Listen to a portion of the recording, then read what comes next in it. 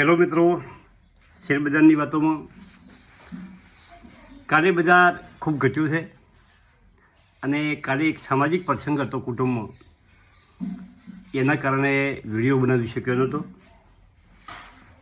અને આજે બજાર ગિફ્ટ નિફ્ટી 23,731 ઘટાડા સાથે ચાર્જ થઈ ગયું છે. અને હવે આજે ખાસ એ વાત કરવી છે કે કયા લેવલ ઉપર શેર લેવા, ખરીદ કરવા, એના માટે આ વિડીયોમાં થોડીક ચર્ચા કરવી છે. પણ એના પહેલાં થોડીક વાતો કરી લઈએ કે કાલે સેન્સેક્સ 77,690 બંધ રહ્યો અને 984 એટલે કે 0.5% ઘટાડો થયો. નિફ્ટીમાં 23,560 324 પોઈન્ટ 1.37% ઘટાડો. બેંક નિફ્ટીમાં 2% ઘટાડો, 50,088 ઉપર બંધ રહ્યો. મિડકેપમાં 3% જેવો ઘટાડો થયો. મિડકેપના શેરો ખૂબ ઘટ્યા અને મારા અને તમારા પોર્ટફોલિયોમાં પણ ખૂબ શેરો ઘટ્યા. મારે કાલે જોતી રીઝન 60 રૂપિયા આસપાસ ઘટ્યો અને મેં પહેલાં તો મને વિડીયોમાં કીધું હતું કે 7 રૂપિયા ઘટે એટલે 1 લાખનો ઘટાડો. અને મારો પોર્ટફોલિયો છેલ્લા આ મહિનામાં ખાસો એવો ઘટાડો થયો છે. પરંતુ જે આપણી ખરીદી છે ખૂબ નીચેથી છે અને એમાં કોઈ ગભરાવાની જરૂર નથી. એક દિવસ આ પોર્ટફોલિયો જોરદાર ચાલવાનો છે, એમાં કોઈ શંકાને સ્થાન નથી.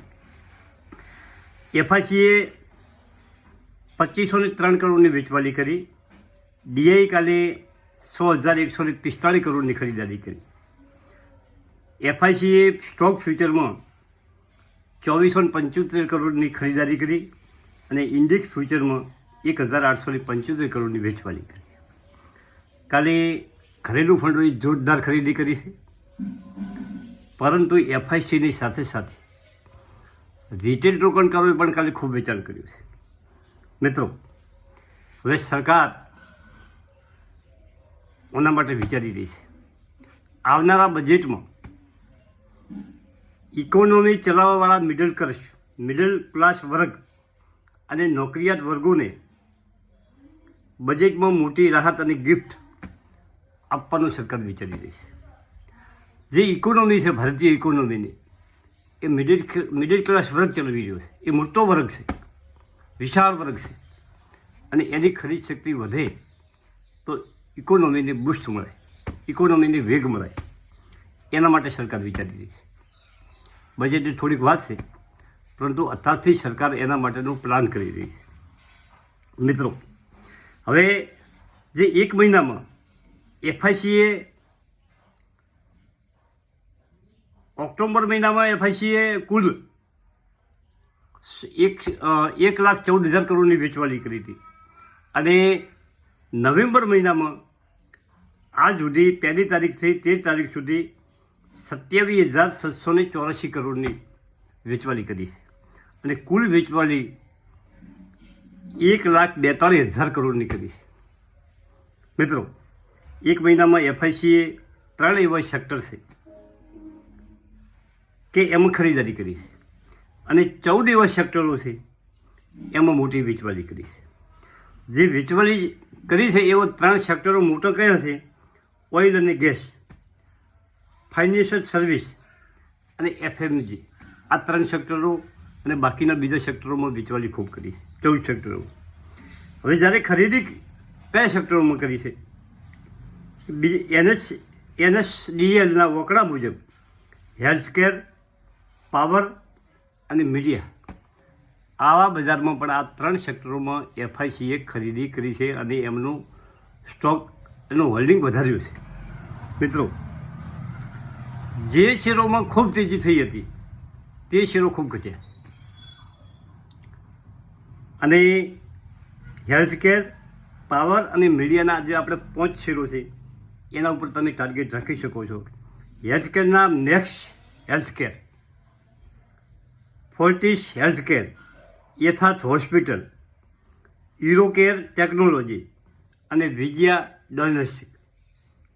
પાવર સેક્ટરમાં Tata power, Adani energy, SJV energy, પછી JSW એનર્જી, SJ અને VN.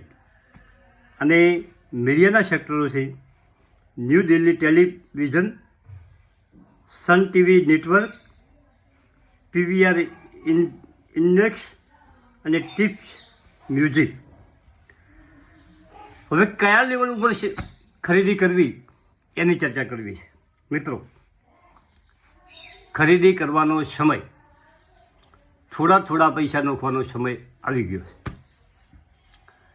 23,000 જો નિફ્ટી ટચ કરી નાખે, હજી ઘટે બજાર, તો ખરીદી કરવાનો સમય 5-10% જે તમારે નોખવાના છે એમાંથી થોડા નોખતા ચાલુ કરી દેવાનું.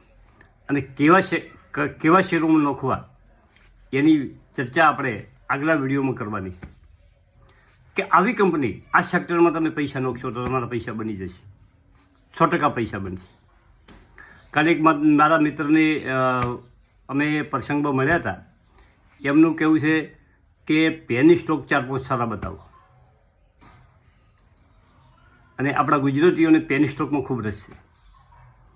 અને મારો પોર્ટફોલિયો મજબૂત બન્યો એ પણ પેની સ્ટોકથી બન્યો છે. પરંતુ આવા પેની સ્ટોક ગોતવા બહુ કાઠા છે.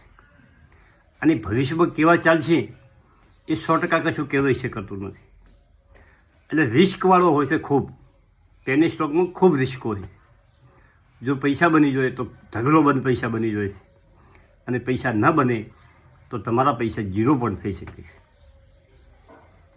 કોઈ પણ પેની સ્ટોક લેતા પહેલાં તમારે આ વાત સમજવી પડશે.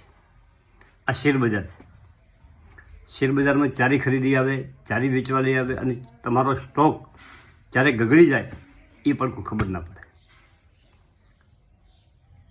આપણા વિડીયોમાં પાવર, રેલવે, ડિફેન્સ સેક્ટરની ખૂબ વાતો કરી.